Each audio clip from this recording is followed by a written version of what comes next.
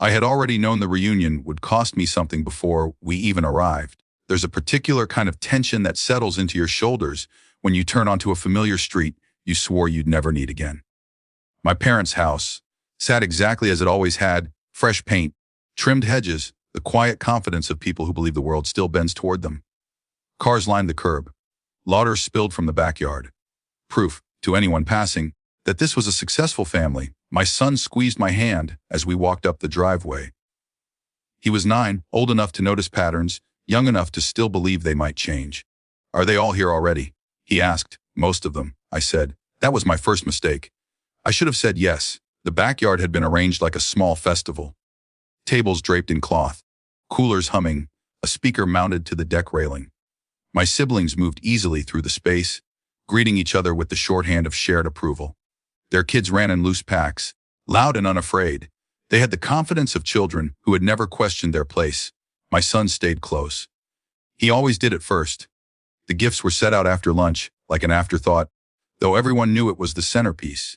My mother believed generosity was most impressive when it looked effortless. Boxes appeared.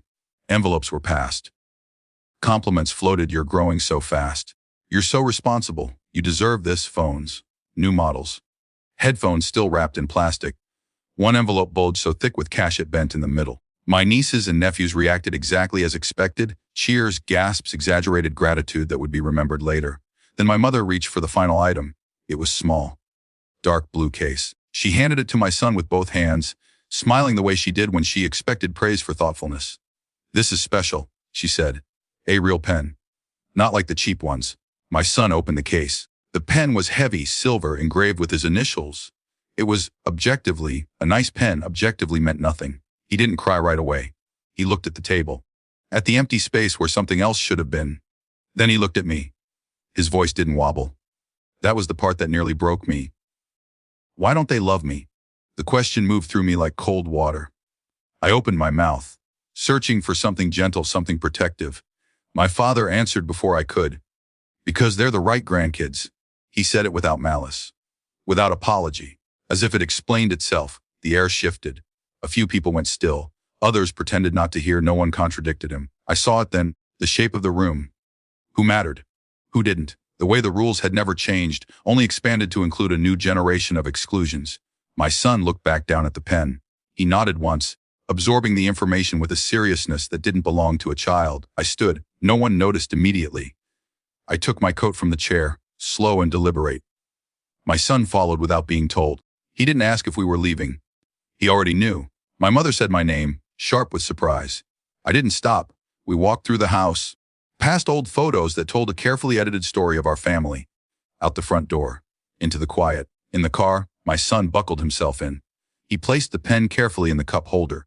"I guess I should say thank you," he said. "You don't owe anyone gratitude for being diminished." I replied, then immediately regretted saying it aloud. He thought about that, staring out the window as we pulled away. That night, after he was asleep, I sat alone at the kitchen table. The house felt smaller but safer. I replayed the moment again and again, not the gift, not the words, but the silence that followed. Silence is a choice. Silence is agreement. I opened a folder I had avoided for years.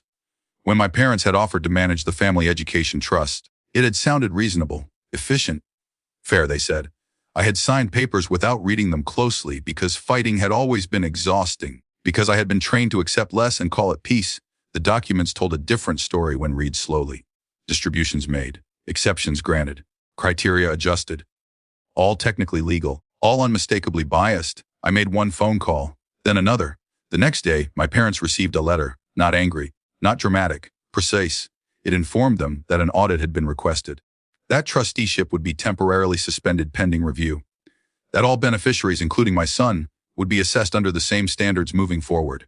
No accusations, just consequences. By afternoon, my phone was vibrating across the counter. "What is this? You blindsided us. This could ruin things."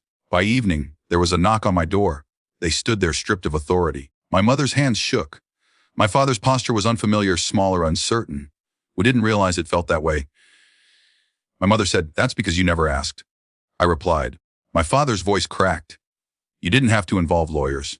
I didn't have to protect my child alone either," I said. They cried. Not because they understood, because the world had finally answered back. From the hallway, my son watched quietly, absorbing a new lesson, not about love, but about boundaries. When they left, nothing was fixed, but something had shifted. Later, I tucked my son into bed. He held the pen loosely in his hand. "Can I still use it?" he asked. "If you want," I said. "But remember, your worth isn't measured by what anyone hands you." He nodded, already drifting. The pen stayed on his desk.